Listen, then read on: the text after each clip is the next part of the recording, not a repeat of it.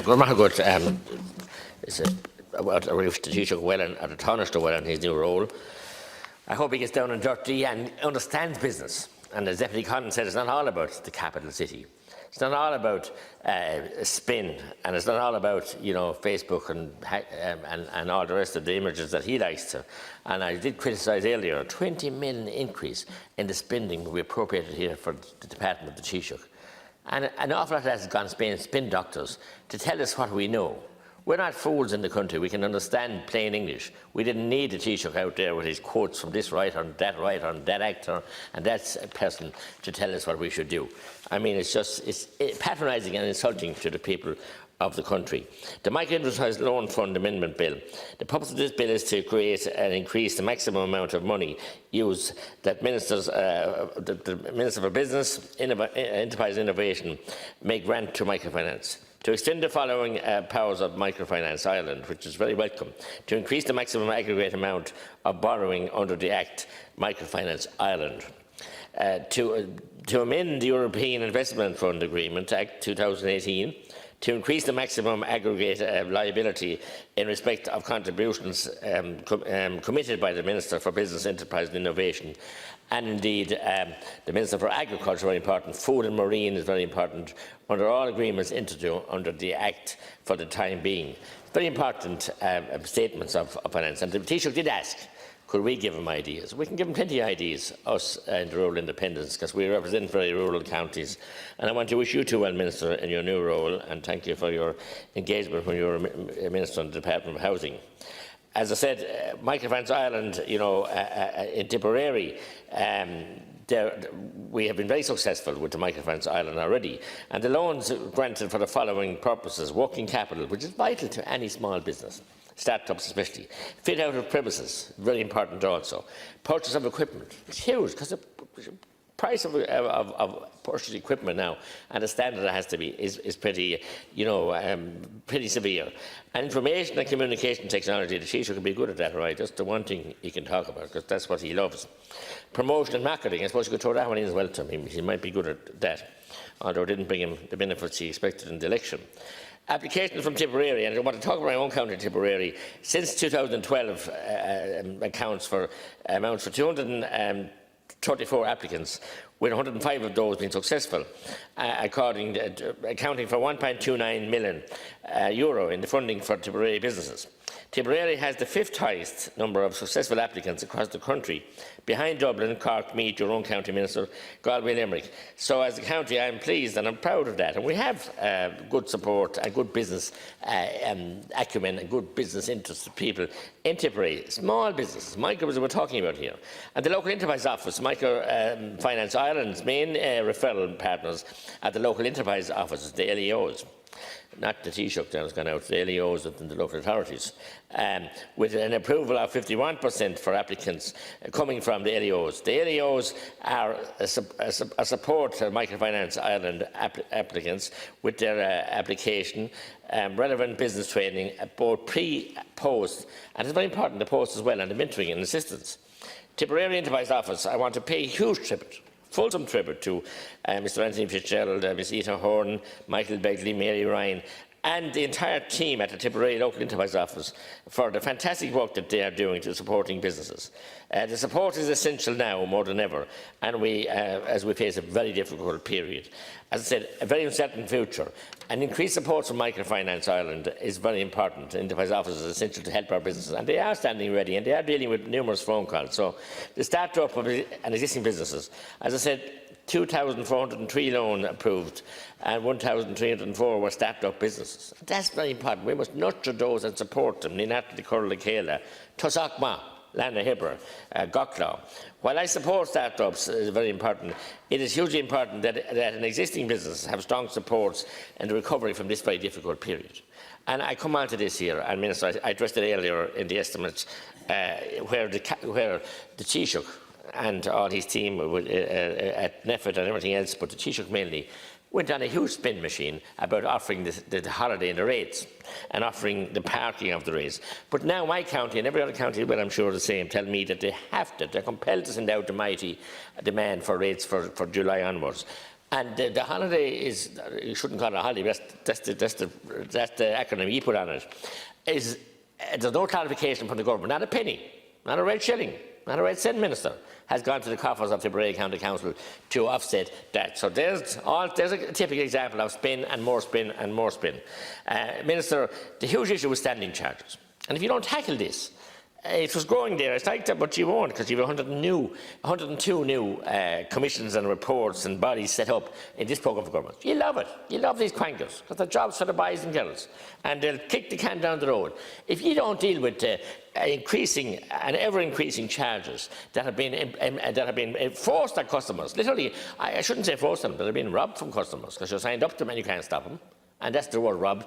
Imagine I have a hotel in Tipperary, and they're paying 30,000 now in standing charge, and the hotel closed. Down tap. All is on is reception lights. And they're still paying, and these charges, and we have regulators for this, that and the other. As I said, countless times, they're both useless, toothless and fruitless, those regulators. Jobs for the boys. That they can take that kind of money out of people's standing orders and no operation. So we're forcing people to close, but you must pay all these, and I call them cowboys, because they give you no services.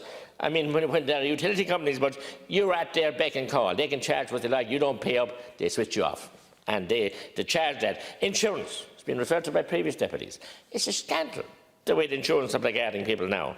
And this is, the Taoiseach is part guilty for this now, because earlier in the meetings that we had in government buildings, when this crisis that we now arose, I challenged the Taoiseach about the blank refusal of insurance companies to pay up or to even engage with their customers about supports for lack of business to close down because of this arrival of the so-called pandemic that we have, and I call it so-called. Business, the Taoiseach said insurance are in the business of making money, and they operate on the basis of payout 1 in 10. They couldn't pay out like it is. They've had enough of good years. They're making millions of profit from the Irish people, sweat and blood, and they must be held accountable. The lack of finance from banks, Minister, the banks are doing it. The doors might be open in some of them, but they're not functioning. And I have people ringing me from all over the country, but certainly from Tipperary, who had loan approvals, who had mortgages, we're talking about kickstarting the housing industry, loans, mortgages got to build their houses, who have incomes. I have one case where the couple are the lady partner is and the mother of the 2 kids is a civil servant. She wasn't evicted, thankfully. She worked through it all, and the husband is a farmer. Turnover. Now they won't give him the loan to build the house. That is pure blackguarding, because they're closed, effectively closed. Someone said it earlier. I think it's Deputy Shanahan. We had a bailout for the banks. It's now time we bailed out the people who bailed out the banks, and their children and grandchildren will be bailed out the banks for decades to come. The lack of finance, like I said, and the local authorities, I told you, they're pitiless, they're strapped because they have the wage holiday, they can't collect it, but now they have no one to back them up. They expected they get the money from the government, but not a penny. I mean, Minister, look, we have to get the whole arts area and the industry, the whole arts, and take it from the Rinca Gaelic, the Irish music, the country music, the people that do the sound engineers and the promoters, everything. That's all stopped suddenly. They must be supported. They're a wonderful source of entertainment and solace to people to go out and listen to the Cayley, to the country music dance, to the I used to lot of mention Big Tom always, but you know, the 4 country roads, and they operate on the 4 country roads. They've been pulled from under them. They have huge equipment costs, huge insurance costs, huge van and transport costs. Minister, as I said, also the whole area of the man with the van. That's on the road salesman, he doesn't pay rates, so he's getting no support. He can't even apply for the support. The taxis are Deputy Barrett, the Hackneys, the creches, the small community creches, the private creches, the private people that are trying to run them, all the shopkeepers, the pubs are being blackguarded. Just because, again, the hooligans, it wasn't hooligans, sorry, I wouldn't use that word, but the distasteful carry-on the other night here in Dublin, Dame Street. We have respectable publicans, the vast majority in Tipperary. They were trying to be closed down by the last government, which you supported, and they want to be able to open. Now they might be punished, according to our new Taoiseach, who actually drives to the country to come to Dublin, so he should know a bit more about it. And he says he might allow them to open now on the 20th of July because of the behaviour of Dublin. We're suffering in Ireland because of Dublin. All the time we get the crumbs and we get nothing on any of the problems. When you want to, send down people that we don't want or something like that, or legislation that's just introduced, and you leave us no impact analysis of any of it. So, look, we don't want that kind of blackguarding. I can give you guarantees, Deputy Collins can. The vast majority of publicans in Tipperary and West Cork and everything else will run their publicans right. And I want to say I'm delighted to see that the bar was open here this evening for food, and thank the staff here as well for the way they have managed the orderly, move of us moving around and being careful. But we don't want to be punished because people went in Dublin here. We don't want to be punished. We've seen the different parties that are here. We've seen the different Black Lives Matter and other marches that they give 2 fingers to all health advice. They can get away with what they like, this new liberal brand of neoliberalism. They think they can do what they like, and to hell with let crappies lie down is their attitude now. They're in charge. They can do what they want. So we need to increase the proportion of IDA supports given into the region. We get nothing in Tipperary. Now, we have some very good foreign direct investment that they have 50 years, Merckshire with Boston and Abbott and God knows, and they're delighted to have them in Clonmel. I want to support the regime, but we need to deliver more resources to the country, because you've seen it in Tipperary. The 5th highest take over the microfinance grant aid, after funding, not grant aid, since 2012. We're willing to do it. All I want is unshackle, take off the baggage, take off the red tape. We need schemes that are operating, but we need cash flow right now. You're not going to deal with the banks as you failed spectacular dealing in the last 9 years because you're in hock to them. I don't know what it is. You're phased by them. You're just intimidated by them.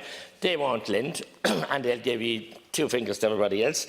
And we also need to get more support into Enterprise Ireland and indeed into the Leos in Tipperary. So, Minister, there are too many people out there, small business. They will recover. Big business, come and go. The small business are the backbone of any village, town in our county, right from Carrick-on-Suir up through Clonmel, Cairn, Cashel, Tipperary, Nina, Tullis, up to Moneygall. They're the business people. They employ 3 and 4 and 5. They sit up sleepless nights trying to ensure that they have to meet their needs. And I better, I suppose, finish and let you time to answer some of the questions that Deputy Collins had. If you can, please, Minister. Sorry? Oh, thank God you allow me 3 more minutes, so come on. No, Hubber, that's okay. Double scale. Look, I think Deputy Collins was misinformed in that, and maybe my office was to blame for that. So, look, I'm sorry about that. We learn something every day. And, Minister, you're from a rural county. You know what's needed.